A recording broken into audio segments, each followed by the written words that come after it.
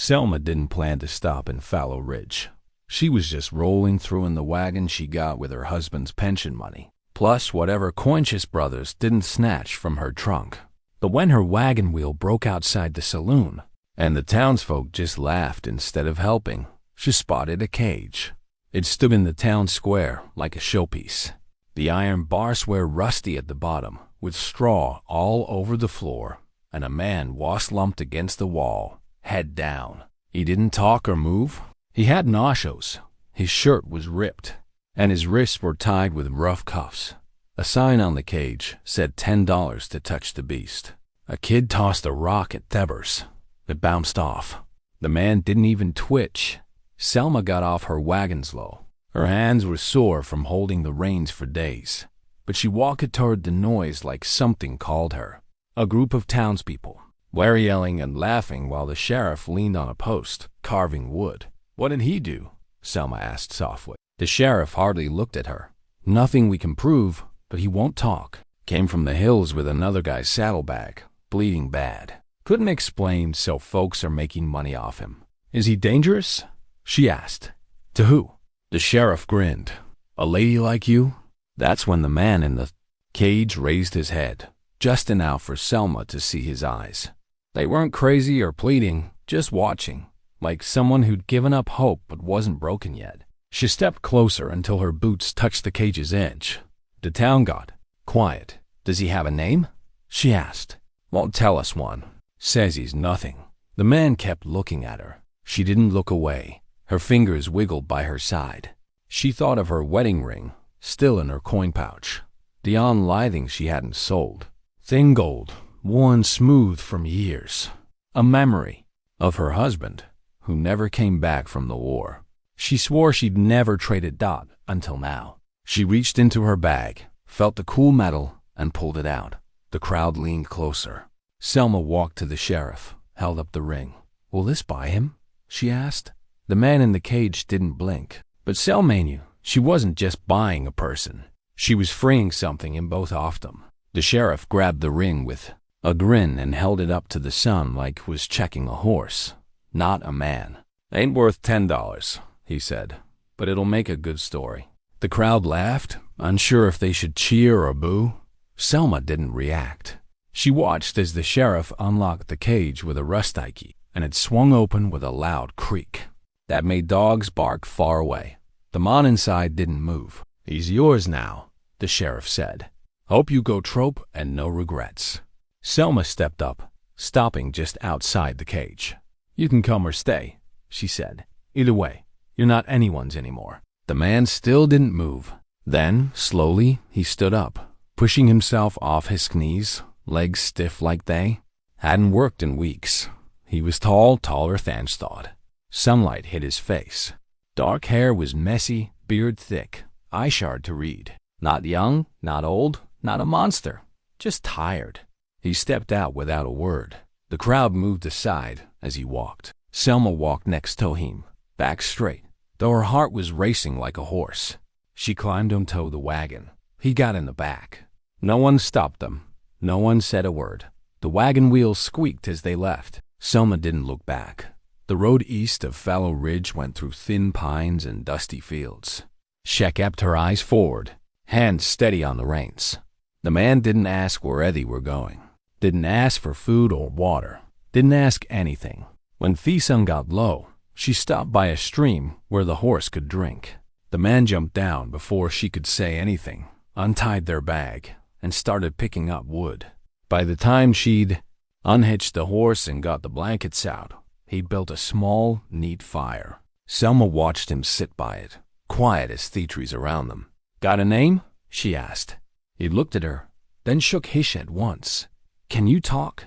He nodded. "But you don't." A pause, then a shrug. She sighed, sitting on a rock nearby. "I'm not looking for a husband, a helper, or some sad story to feel bad about." He looked up, eyebrow raised.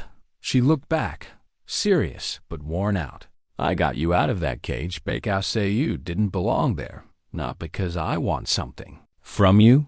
He didn't answer, but he reached into the firelight, broke his bread in half, and gave her some. No words, just the act.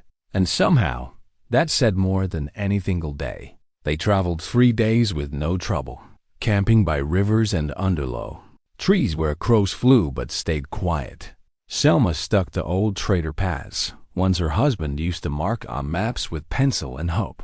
The man, still nameless, never wandered far from camp. He slept near the fire, but not too close, cooked without being asked, gathered wood before she noticed they were low.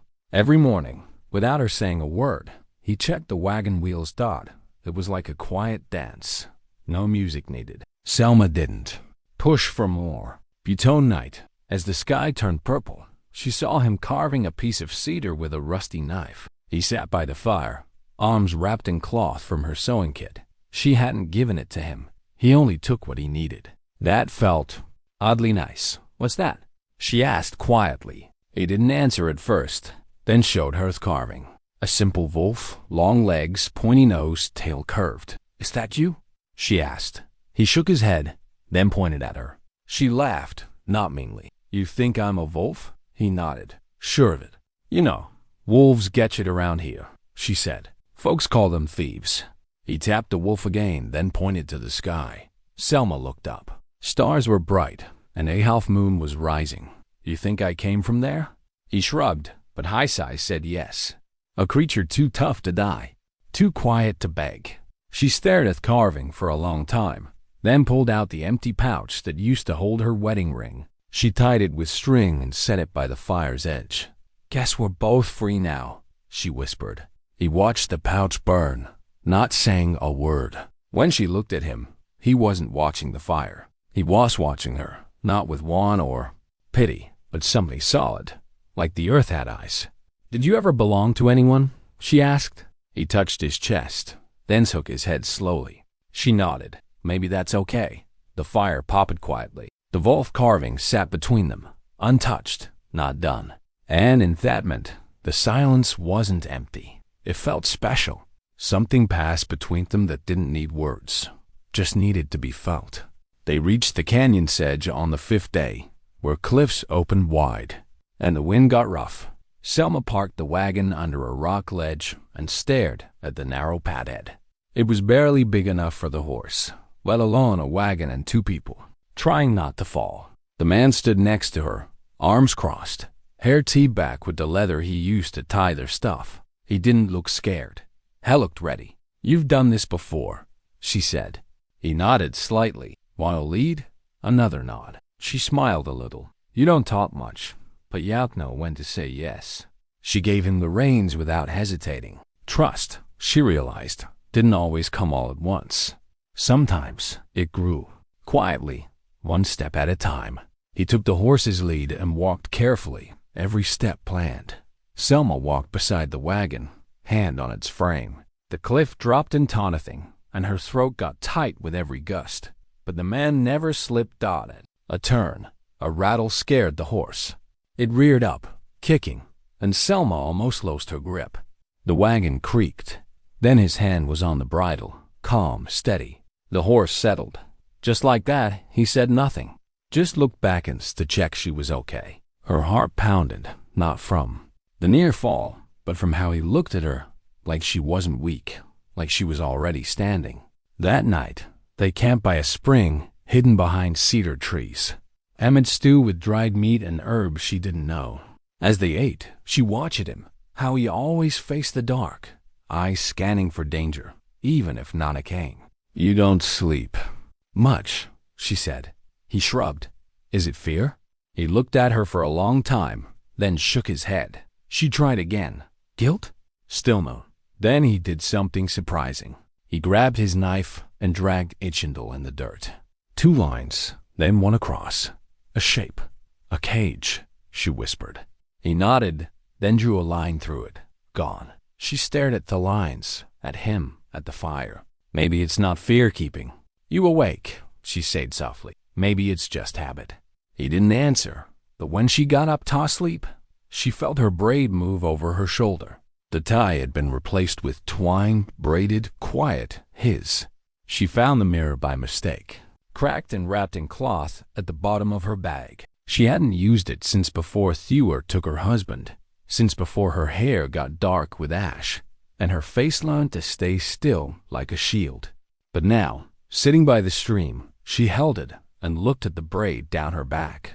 It was tight, neat, tied with twine, the ends frayed but special. She hadn't felt him tie it, hadn't asked, but it was there. Proof someone cared in a world where men usually took what they could keep. The man, still no name, was washing the stew pot by the water. His moves were quiet, practiced, the kind that made her watch longer than she meant to. Selma turned the mirror to the braid again. Her fingers touched that wine, and something broke inside her chest. Not hurt, not one, just a question she'd hidden deep. What's it like to be seen when you're not acting sad?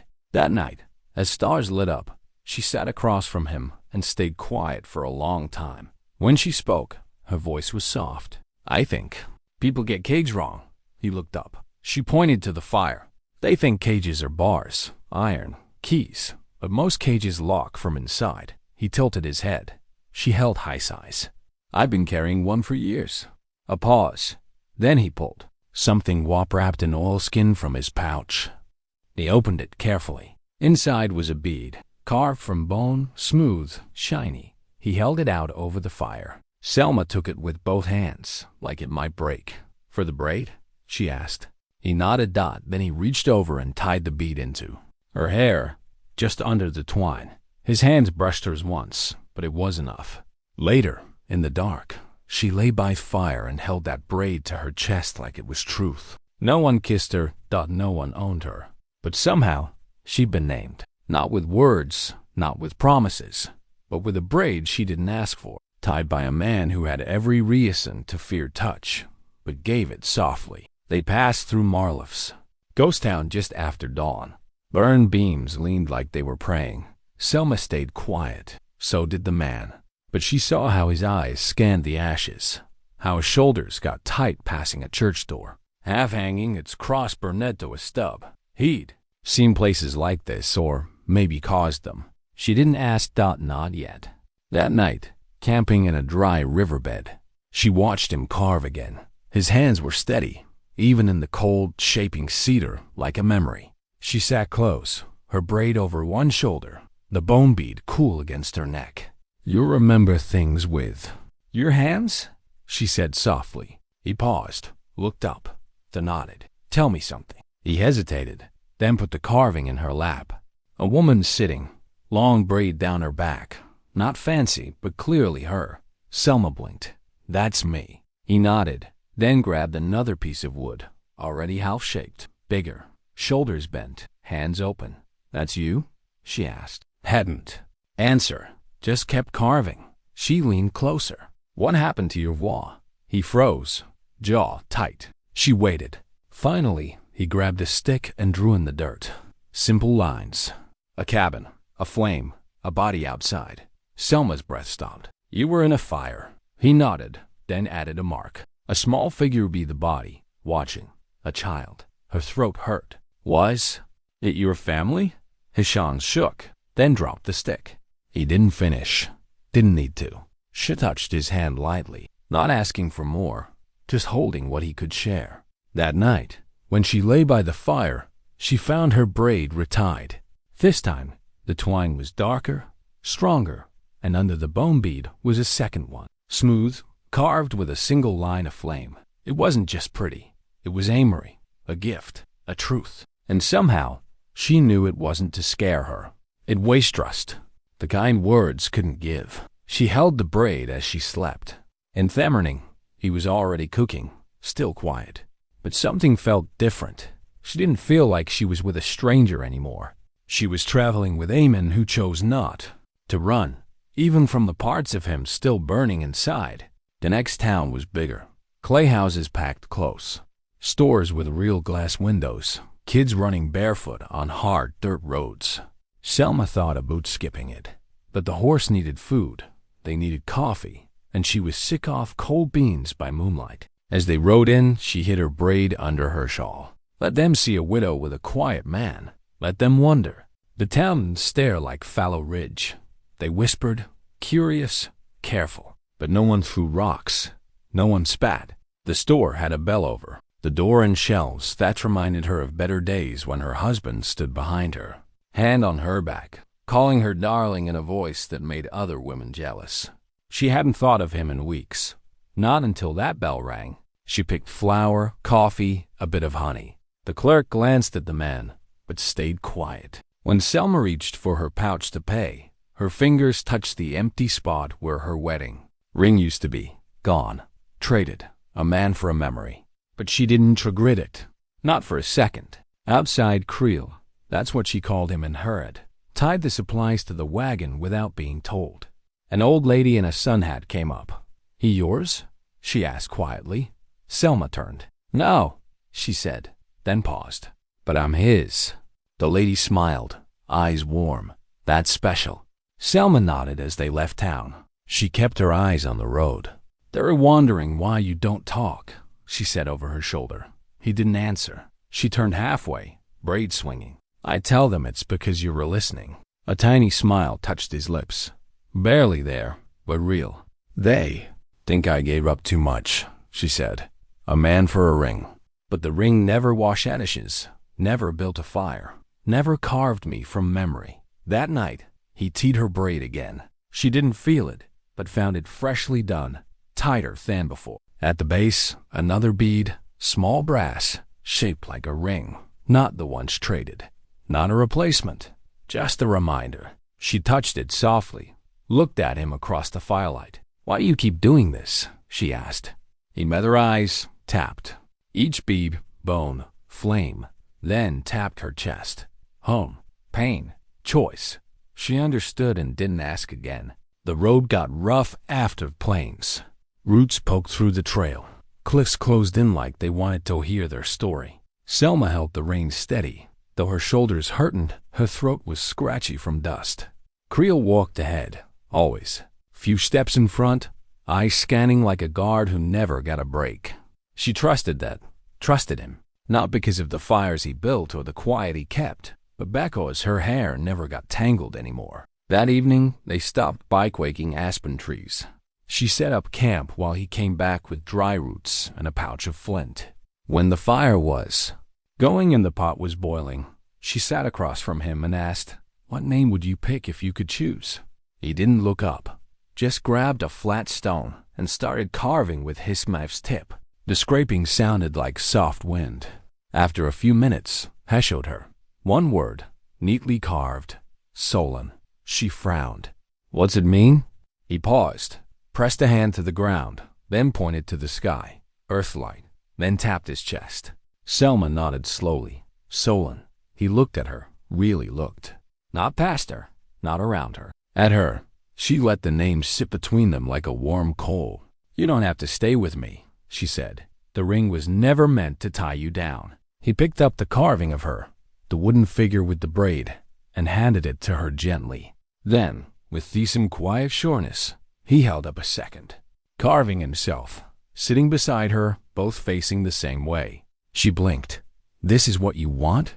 He nodded, then reached behind her, fingers finding her braid. He didn't add a new bed this time.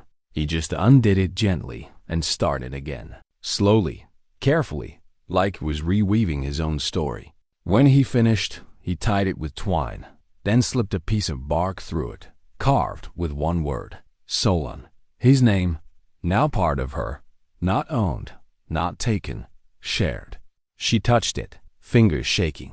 "And I won't leave either," she whispered. The wind blew between them. No vows, no promises, just a braid. And in that braid, the truth that neither was alone anymore. Not in name, not in quiet. They reached the canyon's edge by late morning, where wildflowers grew in rock cracks, and the air smelled like water you couldn't see yet. Selma stopped the wagon and got down without a word. Solon, she called him that now, even if no one else would stood beside her, one hand on the reins, the other on his knife's carved handle. "This is it," she said quietly, pointing to the ridge. "Past that turn is where I wash-headed." He looked at her, calm, hard to read. "A widow's homestead. My husband claimed it with a land deed before he went to war. I just never finished the trip." She didn't say why. She didn't need to. The silence was a no, but then she turned to him, eyes steady. There's one thing I haven't asked." He tilted his head a little. "Why didn't you run when the cage opened?"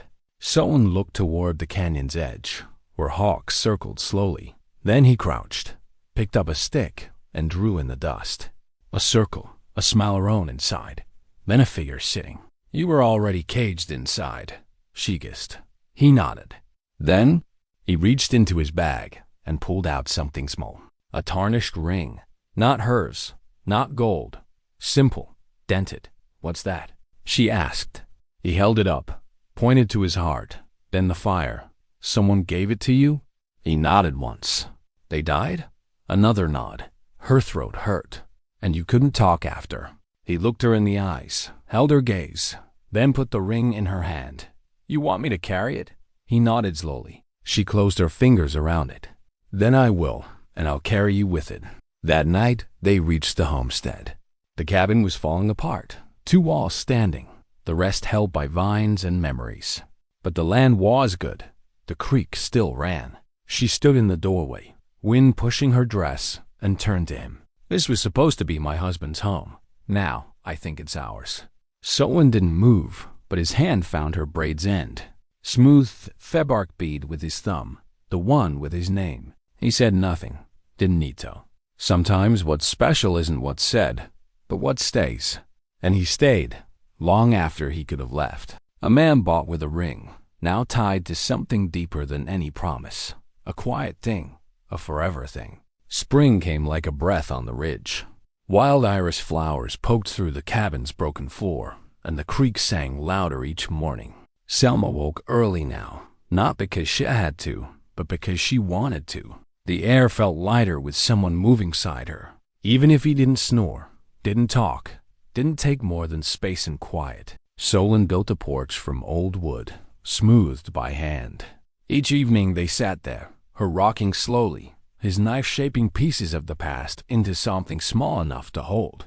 He'd carved animals, feathers, her braid, but tonight he was carving her hand. Just the fingers, open, empty. Sheath once. Why? He looked at her, then turned her wrist palm up and gently placed the wooden hand in it. A mirror.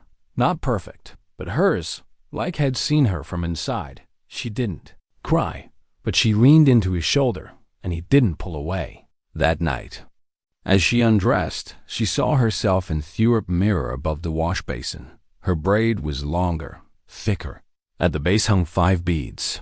Bone, the start. Flame, his memory. Ring, what she traded. Bark with his name, what they chose.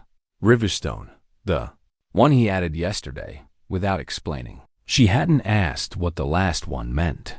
But when she wrote it up, he just smiled faintly and touched her shoulder. Steady. Here, ongoing. In the morning, she found a note, his first ever. Not fancy, just a scrap nailed to the door. Gone to hunt, back before dusk. Don't wait to live. She read it twice, then laughed. She stepped outside barefoot, hair loose, wind pulling at it. She didn't braid it that morning. She didn't need to. The beads clinked like chimes of a story still growing. As she walked by the creek, she thought of the cage, the ring, the man no one wanted, and the choice that eased her sadness. He never promised to stay, but every day had chose to, not because she asked, not because she needed him, but because had something worth staying for. And in that braid, woven with pain, memory, and quiet gifts, she carried the truth. She hadn't bought anything. She traded a ring for a man who knew how to weave her spirit back together, one strand at a time. Please like, share, and subscribe to support more heartfelt stories here on Echoes of the West. If you saw him in that cage, would y'all have given up your ring too? Tell us in the comments. *.